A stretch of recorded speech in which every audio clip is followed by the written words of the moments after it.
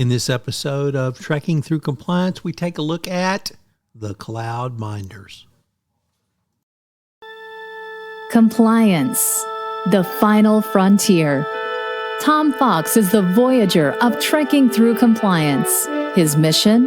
To explore the original series and seek out and share what it can teach you about compliance.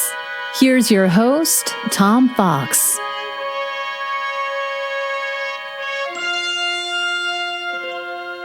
Trekking Through Compliance, Episode 76, The Cloud Minders.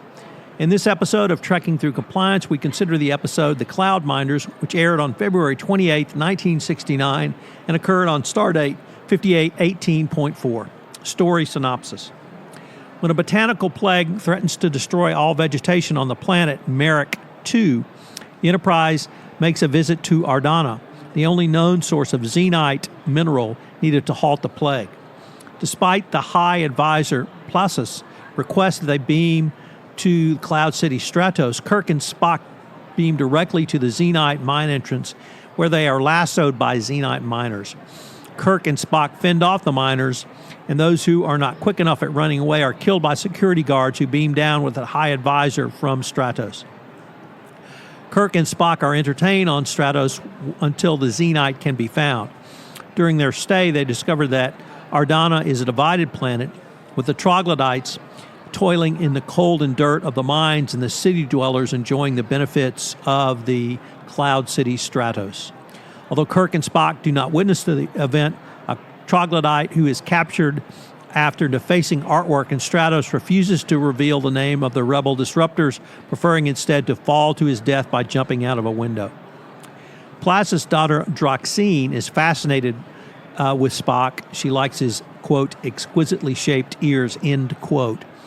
But the city servant and secret Troglodyte leader, Vanna, has an interest of a different kind for Kirk. She attempts to take him hostage at the mining implement point. Kirk recognizes her from the planet's surface and tries to question her. She does not fully cooperate, but she does tell Kirk that the Troglodytes believe the Enterprise has been sent to intimidate them. He calls Spock and Droxine, who in turn summon a sentinel to escort Vanna away. Vanna screams as she's being tortured with rays in an attempt to learn the names of the other disruptors, and this draws the attention of Kirk and Spock. Kirk is outraged by the torture, and his forceful protest prompt the High Advisor to order their immediate departure from the city. Back aboard the Enterprise, Kirk learns from McCoy that unprocessed xenite emits an odorless, invisible gas which temporarily diminishes mental ability and heightens emotions. Spock realizes that the leaders of the disruptors have all been isolated from the xenite emissions by their service aboard and in the Cloud City Stratos. Kirk proposes that the Troglodytes be supplied with xenite masks, but the High Advisor is not interested. When Kirk violates the High Advisor's ban from Stratos by secretly beaming to Vanna's cell on Stratos, armed with a mask, and offering his assistance in achieving for equality for her people if she will produce the xenite. Xena seems to agree, but takes Kirk hostage after she and Kirk overpower the guard and escape to the mines on the planet's surface. Vanna then forces Kirk to experience life as a troglodyte and dig with his hands. Kirk regains his phaser from Vanna after she has sent Midro and Anka on errands. He uses it to seal the cavern and orders the Enterprise to beam Placis down as well for a small demonstration on the effects of the invisible gas. The demonstration proves quite effective when Kirk becomes enraged and commands the High Advisor and Vanna to dig xenite.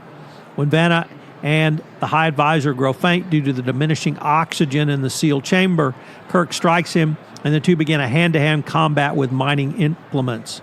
The three are saved from suffocation only when Vanna gets Kirk's communicator, and during the combat, she tells the Enterprise to beam them up. Once the effect of the gas is worn off, Kirk agrees to provide Vanna with masks and help the Troglodytes obtain equality in exchange for the xenite, despite the protests of Placis. Kirk and Placis drop charges against each other, and Kirk and Spock return to the Enterprise with the needed mining materials in hand. Fun fact. From the memory alpha entry on this episode come two interesting items involving Mr. Spock. First, it is very unusual that Spock would discuss the Vulcan mating ritual as he does with Droxine so casually.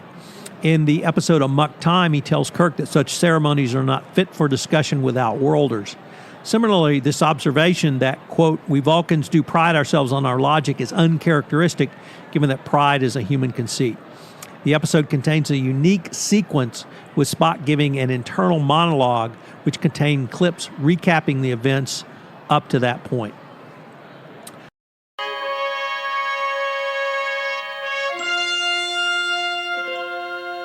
What are some of the interesting tidbits from this episode? Well, the Stratos itself was designed by Matt Jeffries, who drew a rough sketch without ever drawing a final sketch. The city itself was created from green foam, white glue, hacksaw blades, and X-Acto knives. The production designers then chopped up the foam and glued it together and put the final shapes on it. According to John Dwyer, the metal artwork that appeared in the quarters throughout the city was metal furniture, tables, etc. that had been rented from a, quote, a guy up in Topanga Canyon, end quote, minus the glass tops. The image of the planet River seen from the Cloud City balcony is the Hadramaut Plateau, a dry river basin in southern Yemen, taken by astronauts on Gemini 4 orbital mission in 1965. For the remastered effect, the distant mountains on the horizon are based on a different photo taken by astronauts from the International Space Station. The weapons used by the Stratos guards are the reuse of the Scalosian weapons from A Wink of an Eye. As always, we'd love your comments and thoughts on this episode, so if you would leave them in the comment section to this podcast, we'd greatly appreciate it.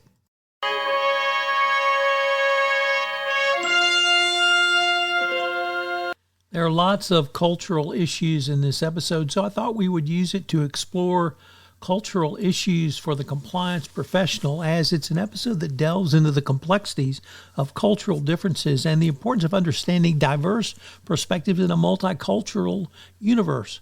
Of course, any company doing business outside the United States is going to have a multicultural workforce, so it seems applicable here. While the episode focuses on a fictional society living in the clouds, it offers valuable lessons for the compliance professional navigating an increasingly diverse set of cultures and perspectives inside of your corporation. So the episode features a society living on a cloud platform, that's the Cloud Minders, who develop a unique culture and way of life. Unfortunately, the society is based on a rigid social structure and adherence to tradition, which clashes with the values of the Enterprise crew. The episode underscores several items of importance around cultural sensitivity for compliance professionals. Number one, understanding cultural differences.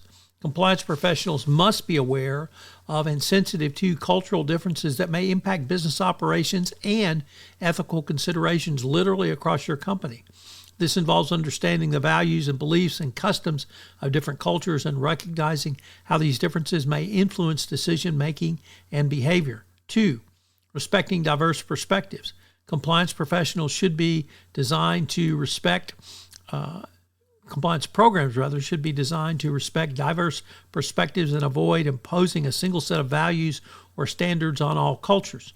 This involves recognizing that what may be considered ethical or acceptable in one culture may not be in another. Three, promoting cultural awareness.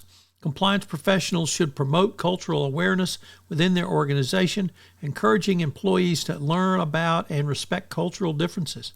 This can be achieved through training programs, cultural exchange initiatives, and open dialogue about cultural differences.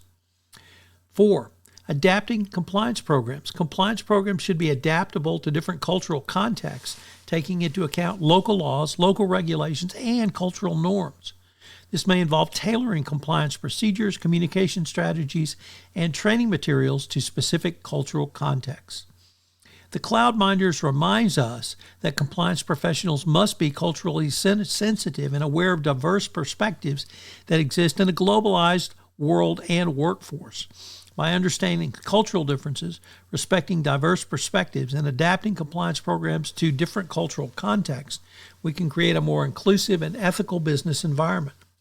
Just like the crew of the Enterprise, however, we must be prepared to navigate cultural differences with sensitivity and respect, ensuring that our compliance programs are effective in a diverse and interconnected world. Join us tomorrow where we take up all our yesterdays. If you enjoyed this episode of Trekking Through Compliance, you can help it grow by sharing it with the biggest Trek fan you know.